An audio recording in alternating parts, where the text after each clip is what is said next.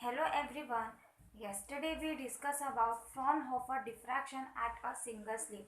आपण काल काय डिस्कस केलेला होता फ्रॉनहोफर डिफ्रॅक्शन एका सिंगल स्लिटवरून है ना.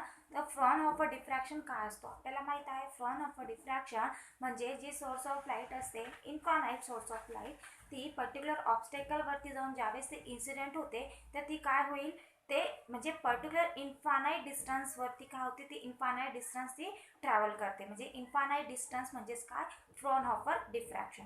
तर आपण जसं सिंगल स्लिटवरून बघितलेला होता तर फ्रॉनहोफर डिफ्रॅक्शन म्हणजे इन्फानाइट सोर्स पर्टिक्युलर इन्फानाइट डिस्टन्सवर जाऊन ती काय होती बघा एका ऑब्स्टेकलला जाऊन ज्यावेळेस ती आदळते तर काय होती पर्टिक्युलर ती दोन मीडियमला ट्रॅव्हल करते. Behave like that secondary source सारखं है ना. तर हे आपण काल डिस्कस केलेला होता की Fraunhofer diffraction at a single slit काय आहे. Today we learn about comparison of young double slit interference pattern and single diffraction pattern. आज आपण काय कंपॅरिझन करणार आहोत की young double slit interference pattern आणि जे सिंगल स्लिट डिफ्रॅक्शन पॅटर्न या दोघांमध्ये आपण काय आज डिस्कस करणार आहोत कंपॅरिझन बघणार आहोत. तर let's see on a screen. Comparison of Young's double slit interference pattern and single slit diffraction pattern. For a common laboratory setup, the slits in the Young's double slit experiment are much thinner than their separation. Okay, आपण काय discuss करतोय today comparison बघतोय आपण कशाचं Young's double slit interference pattern आणि single slit diffraction पॅटर्नमध्ये. तर बघा आपण यंग्स डबल स्लिट एक्सपेरिमेंटमध्ये आपण काय केला होता की जे स्लिट होते है ना तर त्या स्लिटमधला आपण जे डिफरन्स सेपरेशन आपण जे करत होतो त्यांच्यातला जे गॅप होता तो कसा होता व्हेरी थिनर होता है ना. किंवा लिओट्स मिररमध्ये सुद्धा काय होतं जे डबल स्लिट होती तर त्या स्लिटचं पण सेपरेशन आपण कशामध्ये घेतलेली होती मध्ये घेतली होती है ना. म्हणजे 30 to 40 आपण स्पेस ठेवलेला होता ब्राईट आणि डार्क फ्रिंजेसचे है ना. The single slit used to obtain the diffraction pattern is usually of width less than 1 mm. है ना. आपण सिंगल स्लिटच्या बघा आपण डिफ्रॅक्शन पॅटर्न हे आपण डिस्कस केला होता याच्या पहिल्याच्या व्हिडिओमध्ये है ना. तर बघा आपण सिंगल स्लिट आपण जे डिफ्रॅक्शन पॅटर्नमध्ये आपण जे यूज केला होता तर त्या सिंगल स्लिटची विड्थ किती होती त्याची विड्थ कशी होती लेस दॅन होती. किती होती ती 1 mm. Taken on either side, we can see around 20 to 30 fringes with central fringes being the brightest. है ना. म्हणजे जे आपल्याला जे काय म्हणतात ब्राईट आपण सेंट्रल फ्रिंजेसच्या साईडमध्ये आपल्याला जे ब्राईट फ्रिंजेस मिळत होते ते कसे मिळत होते आपण बघा आपण त्या याच्यामध्ये आपण जे सेंट्रल ऑफ फ्रिंजेस स्क्रीनमध्ये है ना म्हणजे ज्या पर्टिक्युलर जी लाईट काय होत होती की तुमची जे लाईट इमिट होत होती आणि त्या ऑब्स्टेकलला जाऊन इन्सिडेंट होत होती आणि इन्सिडेंट होऊन ज्यावेळेस ती तुमच्या स्किनवरती जाऊन इन्सिडेंट होत होती जे तुम्हाला ब्राईट अँड डार्कनेस मिळत होते तर ते सेंट्रल फ्रिंजेस तुम्हाला ब्राईटेस्ट पॉईंट मिळत होता है ना. तर तो त्याची जी फ्रिंजेसची रेंज होती ती कशी होती 20 to 30 फ्रिंजेस तुम्हाला आपण इझिली बघू शकत होतो है ना. Also width of the central bright fringes is twice that of all other bright fringes in the single slit diffraction pattern है ना. म्हणजे जे तुम्हाला ब्राईट फ्रिंजेस जे ट्विस मिळत होते म्हणजे ब्राईट फ्रिंजेस म्हणजेच काय ट्विस म्हणजेच कन्स्ट्रक्टिव्ह इंटरफरन्स है ना. ब्राईट फ्रिंजेस केव्हा मिळतील तुम्हाला ज्यावेळेस ते कन्स्ट्रक्टिव्ह इंटरफरन्स असेल. तर आपण काय म्हणतोय की जे कन्स्ट्रक्टिव्ह पार्ट असेल जे कन्स्ट्रक्टिव्ह इंटरफरन्स असेल is called as bright fringes in the single slit diffraction pattern है ना. तर बघा mathematical comparison Young's double slit experiment आणि सिंगल स्लिट डिफ्रॅक्शन पॅटर्नचा टेबल जे आहे 7.1 म्हणजे वेव ऑप्टिक्सच्या चॅप्टरमध्ये तुम्हाला 7.1च्या टेबलमध्ये काही कंपॅरिझन दिलेलं आहेत यंग्स डबल स्लिट एक्सपेरिमेंट आणि सिंगल स्लिट डिफ्रॅक्शन पॅटर्न. तर ते तुम्ही जे कंपॅरिझन आहे त्या टेबल्समध्ये तुम्ही बघून घ्या. ओके, काही एवढा तो इम्पॉर्टंट नाही आहे फक्त कंपॅरिझन केलेलं आहे तर कंपॅरिझन तुम्ही बघून घ्यायचं आहे त्या टेबल 7.1मध्ये की यंग्स डबल स्लिटमध्ये ब्राईटनेसमध्ये एन फ्रिंजेसपर्यंतचे जे ब्राईटनेस होते तर ब्राईटनेसमध्ये यंग्स डबल स्लिटमध्ये कसा होता आणि सिंगल स्लिट डिफ्रॅक्शनमध्ये तो याचे कंपॅरिझन त्याचे फ्रिंजेस कसे मिळालेले होते है ना. तर ते तुम्ही 7 ब्राईटनेस आणि डार्कनेसचे दोन्ही जे फ्रिंजेस आहेत ते तुम्ही 7.1च्या टेबलमध्ये तुम्ही बघून घ्या. Okay. Double slit diffraction pattern. Okay, आपण नेक्स्ट टॉपिक काय डिस्कस करणार आहोत, double slit diffraction pattern. What pattern will be observe due to diffraction from 2 slits rather than 1. In this case, the pattern will be decided by the diffraction pattern of the individual slit as well as by the interference between them. Okay, double slit diffraction पॅटर्नमध्ये आपण आत्तापर्यंत पॅटर्नच्या केसमध्ये diffraction पॅटर्नचे जितके पण interference pattern झालेत, Young's double slit झाले, diffraction pattern झालेत है ना. तर आपण आतापर्यंत काय ऑब्झर्व करत आलो की 2 स्लिट मधून तुमची जी लाईट पास होत होती तर तुम्हाला पर्टिक्युलर एकच तुम्हाला पॅटर्न मिळत होता ना, म्हणजे ब्राईटनेस है ना किंवा डार्कनेस, कन्स्ट्रक्टिव्ह किंवा इंटरफरन्स पॅटर्न है ना. पण ह्या डबल स्लिट डिफ्रॅक्शन पॅटर्नमध्ये आपण काय बघणार आहे की जे डिफ्रॅक्शन पॅटर्न आहे त्याच्यामध्ये आपण जे स्लिट्स घेणार आहे ते कसे घेणार आहोत, इंडिव्हिज्युअल स्लिट्स घेणार आहोत as well as by the interference between them. त्याच्यामध्येच आपल्याला काय मिळणार आहे, इंटरफरन्स मिळणार आहेत कशाच्या, डबल स्लिट डिफ्रॅक्शन पॅटर्नच्या टॉपिकमध्ये. Narrow interference fringes similar to those in young double slit experiment but of varying brightness and shape of their envelope is that of the single slit diffraction pattern. है ना. बघा आपण interference डिफ्रॅक्शनमध्ये तुम्हाला बघा आपण काय जे यंग डबल स्लिट एक्सपेरिमेंटमध्ये आपल्याला जे इंटरफरन्स फ्रिंजेस मिळत होते ते कसे मिळत होते, व्हेरी नॅरो मिळत होते है ना.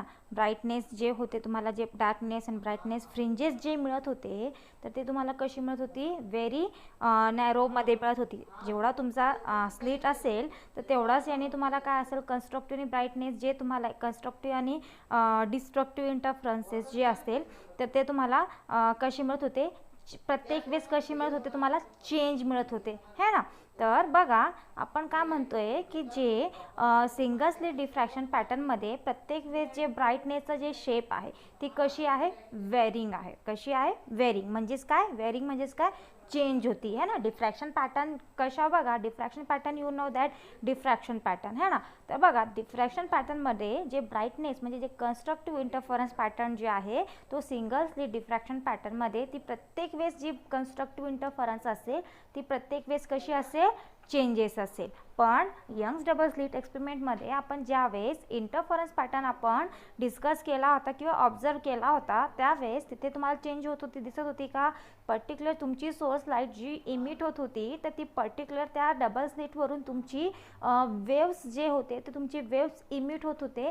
पण ती कशी मिळत होती तुम्हाला, कन्स्ट्रक्टिव्ह, जे कन्स्ट्रक्टिव्ह मिळत होती आणि त्याला आपण काय म्हणत होतो, ब्राईट फ्रिंजेस है ना. आणि जे डिस्ट्रक्टिव्ह इंटरफरन्स होते त्याला आपण काय म्हणत होतो, डार्क फ्रिंजेस है ना.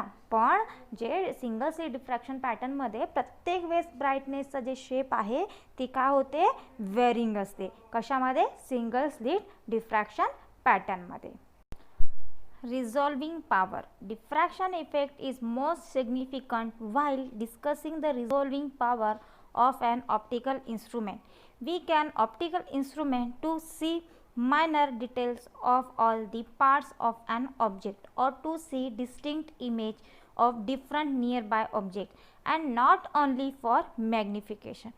है ना. आपण काय डिस्कस करतोय, नेक्स्ट टॉपिक रिझॉल्विंग पॉवर. तर रिझॉल्विंग पॉवर काय, सपोज आपण काय करतोय, आपण पर्टिक्युलर एका डिस्टन्सवर उभा आहोत आणि त्या पर्टिक्युलर डिस्टन्सवरून आपण काय करतोय, सपोज मी कन्सिडर करते मी पर्टिक्युलर एका डिस्टन्सवर उभी आहे आणि माझ्या काही डिफरंटमध्ये म्हणजे काही थोडक्या दुरीमध्ये पर्टिक्युलर एक ट्रीज आहे. ओके, मग आता आपण बघू शकतो की ते ट्रीज आहे, पण त्या ट्रीजच्या एका ब्रांचमध्ये किती पानं आहे हे आपण बघू शकतो का, त्याचा आपण सेपरेशन करू शकतो का, नाही है ना. पण ज्यावेळेस मी काय होईल त्या ट्रीचं जसे मी काय होईल ते जवळजवळ मी त्याच्या जाईल. म्हणजे काय होईल, म्हणजे मी त्या पर्टिक्युलर डिस्टन्सवर उभी होते, तर मी पर्टिक्युलर त्या ट्रीच्या ब्रांचमध्ये किती लीव्स आहे हे मी सेपरेशन करू शकत नव्हते. पण मी जशी मी काय होत होते त्या ट्रीजच्या जवळजवळ गेली, तर काय झालं, मी त्या इझिली मी बघू शकते हां या ट्रीजच्या या ब्रांचला इतके लीव्स आहे, है ना. पर्टिक्युलर म्हणजे आपण काय म्हणतोय, याचं आपण सेपरेशन करू शकतोय. तर यालाच आपण काय म्हणतोय, रिझॉल्विंग पॉवर, है ना. म्हणजे ज्यावेळेस मी पर्टिक्युलर एका डिस्टन्सवर उभी होती, त्यावेळेस तो तुमचा अँगल कितीचा होता, थिटाचा अँगल. पण जशी मी तुमच्या जवळजवळ जशी मी त्या ट्रीजच्या जवळजवळ गेली, त्यावेळेस तो अँगल तुमचा कोणता मिळत होता, ट्रायंगल ऑफ डेल्टा थिटा, है ना. म्हणजेच लिमिटिंग ऑफ रिझॉल्विंग पॉवर. तर रिझॉल्विंग पॉवर काय म्हणतोय की आपण जसे त्या पर्टिक्युलर डिस्टन्सवर जातोय त्याला तो रिझॉल्व होतोय, है ना. त्यालाच आपण काय म्हणतोय, रिझॉल्विंग पॉवर म्हणतोय. Consider your friend showing two of her fingers as we do while showing by victory sign from a distance less than 10 meter. You can easily point out that she is showing two fingers. That is, you can distinguish the two fingers. However, if shows the same two finger, है ना. बघा आपण काय consider करतोय की तुमचा friend तुम्हाला काय दाखवतोय, फिंगर्स दाखवतोय, है ना. म्हणजे तुम्ही त्याच्याजवळ म्हणजे तुम्ही तुमच्या फ्रेंडच्या फार क्लोज आहे, म्हणजे लेस देन फक्त 10 मीटरच्या डिस्टन्सवर तुम्ही त्याच्या काय आहे, उभे आहे. तर तो तुम्हाला म्हणतोय सांग हे किती फिंगर्स आहेत. तर तुम्ही काय करू शकता, ते इझिली बघू शकता, है ना, की त्याचे फिंगर्स किती आहे. म्हणजेच आपण त्या दोन फिंगरमध्ये काय बघतोय, आपण डिस्टिंग्विश, म्हणजे तिथं तुमचा काय होतं, रिझॉल्विंग होतोय ना, की पर्टिक्युलर आपण जितक्या त्या ऑब्जेक्टच्या डिस्टन्समध्ये जितक्या तुम्ही त्याच्या क्लोज असणार तेवढाच तुम्ही काय करू शकता, त्याचा सेपरेशन करू शकता त्या दोन ऑब्जेक्टमध्ये, है ना. तर यालाच आपण काय म्हणतोय, resolving power. However, if the shows the same two fingers from a distance over 50 meter, most of you will not be able to distinguish the two fingers. बघा आपण काय कन्सिडर केला होता की तुम्ही तुमच्या फ्रेंडच्या फार क्लोज होते, तर त्यावेळेस तुम्हाला शो करत होता की हे माझे किती फिंगर्स आहेत. तर त्यावेळेस तुम्ही इझिली डिस्टिंग्विश करू शकत होतात ना, म्हणजे सेपरेशन करू शकत होता ना, की तुमचा फ्रेंड तुम्हाला किती फिंगर शो करतोय, 2 करतोय का 5 करतोय का 10 करतोय, है ना. तुम्ही कारण की तुमच्या फ्रेंडच्या लेस देन 5 मीटरच्या 10 मीटरच्या डिस्टन्सवर तुम्ही उभे होते. पण आता आपण काय कन्सिडर करतोय की सेम त्या 2 फिंगरपासून तुम्ही आता काय झालं, डिस्टन्स तुमचा कितीचा झाला, 50 मीटरचा, है ना. तर तुम्ही जर 50 मीटरच्या तुमच्या फ्रेंडच्या 50 मीटरपासून तुम्ही डिस्टन्सवर तुम्ही जाऊन उभे राहिलेत, तर तो तुम्हाला शो करेल की आता सांग की माझे किती फिंगर्स आहे. तर तुम्ही हे इझिली बघू शकतात का, नाही. हे तुम्ही इझिली सेपरेशन करू शकता का, डिस्टिंग्विश करू शकता का, की तो मला किती फिंगर्स दाखवतोय, नाही करू शकत ना. कारण की याला आपण रिझॉल्विंग म्हणणार आहे का, नाही. कारण की रिझॉल्विंग पॉवर आपण कशाला म्हणतोय, की जसे तुम्ही त्या पर्टिक्युलर ऑब्जेक्टच्या जवळजवळ येतो, म्हणजे तुमच्या रेटिनाला काय झाली पाहिजे, ती इमेज क्लिअरली दिसली पाहिजे. तर आपण म्हणू शकतो ना की आपण तसं सेपरेशन करू शकतोय.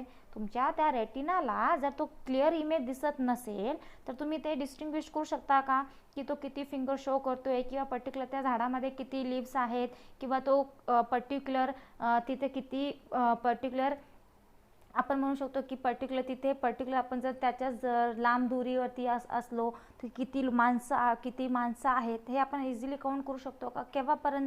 जेव्हापर्यंत आपल्या रेटिनाला क्लिअरली इमेज दिसत नसेल, म्हणजे रिझॉल्विंग होत नसेल, तेव्हापर्यंत आपण हे क्लिअरली आयडेंटिफाय करू शकतो का, नाही. त्याला आपण रिझॉल्विंग पॉवर म्हणणार का, नाही. आपण रिझॉल्विंग पॉवर केव्हा म्हणणार, की ज्या वेळेस तुमच्या रेटिनाला, आईच्या रेटिनाला ती इमेज काय असेल, क्लिअरली दिसेल, त्यावेळेस आपण काय म्हणू शकतो की इथे रिझॉल्विंग होतीये. कशाची रिझॉल्विंग होतीये, रिझॉल्विंग पॉवर होतीये, है ना. तर तुम्ही त्या जितक्या ऑब्जेक्टच्या क्लोज असाल तेवढंच आपण काय करू शकतो, इझिली आयडेंटिफाय करू शकतो. यालाच आपण काय म्हणणार, resolving power. That is you can't definitely say whether those are two fingers or it is a single finger. This ability to distinguish two physically separated objects by two distinct objects is known as the resolving power of an optical instrument है ना. आपण काय म्हणतोय की particular काय म्हणतोय की आपण दोन ऑब्जेक्टच्या जितक्या आपण जवळ असणार है ना, म्हणजे जितके आपण क्लोजनेस असणार तेवढाच काय असेल आपण त्या ऑब्जेक्टला आपण काय करू शकतो, रिझॉल्विंग करू शकतो आहे ना. म्हणजेच तेवढाच आपण काय करू शकतो, तितक्याच याच्यामध्ये जितकी ती आपल्या रेटिनाला ती इमेज क्लिअर असेल दिसेल आणि आपण त्या ऑब्जेक्टला आयडेंटिफाय करू शकतोय, त्यालाच आपण काय म्हणतोय, resolving power of an optical instrument. In the example given, it was your eye. In other words, from a distance less than 10 metre your eye is able to resolve the two fingers है ना. आपण काय म्हणतोय बघा, पुन्हा एक example काय म्हणतोय की आपण त्या पर्टिक्युलर ऑब्जेक्टच्या लेस देन किती आहोत, 10 मीटरमध्ये आहेत. 10 मीटरच्या आपण डिस्टन्सवरती काय आहोत, उभा आहोत. तर आपण त्या आपण आपली जी आईस आहे ती आईस त्या ऑब्जेक्टला किंवा त्या फिंगरला इझिली काय करू शकते, ऑब्झर्व रिझॉल्व करू शकते है ना, फ्रॉम बियॉन्ड 50 मीटर. जर आता पुन्हा आपण कन्सिडर काय करतोय, 50 मीटरवरती आपण आता 50 मीटरच्या डिस्टन्सवर आता आपण उभं राहिलो आहे. तर it may not possible for you to resolve the two fingers है ना. म्हणजेच मग आपण त्या दोन फिंगर्स आपण रिझॉल्व करू शकतो का, इझिली नाही है ना. म्हणजे जर तुम्ही 10 मीटरपर्यंत आहोत, तुम्ही इझिली तुमची आईस ती काय करू शकते, रिझॉल्व करू शकते. पण तुम्ही जर 50 मीटरच्या डिस्टन्सवर तुम्ही जर उभा असेल तर तुम्हाला ते तुमची आईस त्या टू फिंगर्सला रिझॉल्व करू शकते का, नाही. म्हणजे इट डज नॉट रिझॉल्विंग पॉवर है ना. म्हणजे ती तुमची जी आईस आहे ती रिझॉल्विंग करू शकत नाही. पण तुम्ही जितक्या त्या ऑब्जेक्टच्या जितक्या क्लोजनेस असेल, म्हणजे तुम्ही जितका तुमचा अँगल किती असा मिळेल, limit resolving power, limitation of resolving power है ना. म्हणजे डेल्टा थिटा जे तुम्हाला मिळतोय, म्हणजे त्याला आपण काय म्हणतोय, लिमिटिंग रिझॉल्विंग पॉवर मिळते. तर त्यालाच आपण काय म्हणतोय, resolving power of an optical instrument है ना. म्हणजे जितकी तुम्ही जवळ असेल तेवढा तुम्हाला काय असेल, जे तुम्हाला अँगल डेल्टा थिटाचा मिळेल तितकंच तुम्ही त्या ऑब्जेक्टला डिस्टिंग्विश करू शकतात किंवा तेवढ्याच तुम्ही त्या दोन फिंगर्सला काय करू शकता, सेपरेशन करू शकता. त्यालाच आपण काय म्हणतोय, resolving power of instrument. Resolving power of an optical instrument, an eye, a microscope, a telescope, etc. Okay, resolving पॉवरचे इन्स्ट्रुमेंट, ऑप्टिकल इन्स्ट्रुमेंट कोणकोणते असतात, एक तर आपला कन्सिडर आपण आय करतोय है ना. आय का, कारण की आयमधून सुद्धा आपण जे आपले आईस असतात ते आईसवरून सुद्धा आपण काय करू शकतो, रिझॉल्विंग करू शकतो. मायक्रोस्कोप आहे, टेलिस्कोप आहे है ना. या सगळ्या ज्या गोष्टी आहेत ह्या सगळ्या गोष्टी कशाच्या आहेत, resolving power of an optical instrument आहेत. Generally depends upon the aperture, usually the diameter of the lens और मिरर है ना. जनरली जे बघा आपण त्याच्या अपार्चरवरती किंवा त्या लेन्स आणि मिररच्या डायमीटरवरती सुद्धा काय असतं, डिपेंडेंट असतं. And the wavelength of light used, आणि अजून कशावर डिपेंड असतं, जी आपण जी लाईट आपण यूज करतोय त्याच्या वेवलेंथवरती.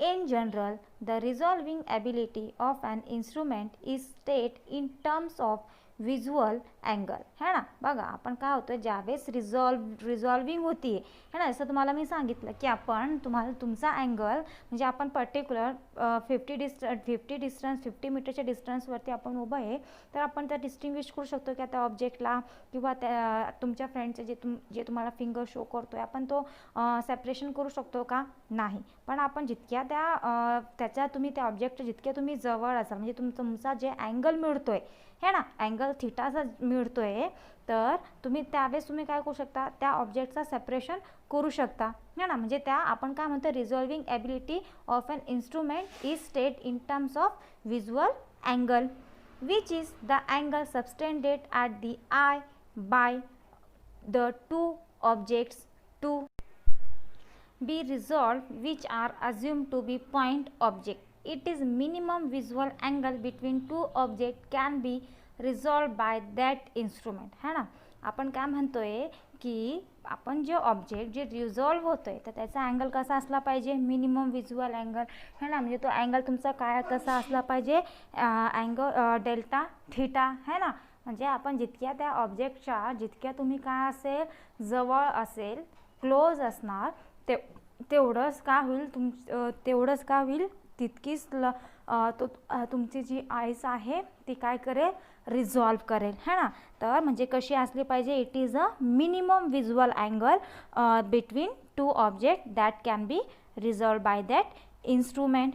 दिस minimum angle is called as limit of resolution है ना. म्हणजे त्याच मिनिमम अँगलला आपण काय म्हणतोय, लिमिट ऑफ रिझॉल्युशन है ना. कारण की मिनिमम व्हिज्युअल अँगल जी तुमच्या दोन ऑब्जेक्टमध्ये जे मिनिमम अँगल बनवते तरच काय होईल, तो इझिली रिझॉल्व होणार है ना. म्हणजे तेवढाच तुमची जी आईसची रेटिना जी आहे तेवढंच काय करेल, ती क्लिअर इमेज करेल है ना. म्हणजे त्याला इमेज जी आहे ती क्लिअरली दिसेल. तर काय होईल, तुमचा तो अँगल जे आहे, मिनिमम अँगल जी आहे त्या दोन ऑब्जेक्टमध्ये, त्यालाच आपण काय म्हणतोय, लिमिट ऑफ रिझोल्युशन.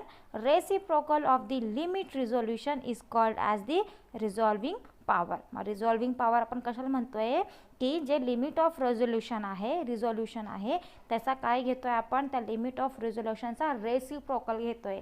त्याच लिमिट ऑफ रेसिप्रोकललाच आपण काय म्हणतोय, रिझॉल्विंग पॉवर.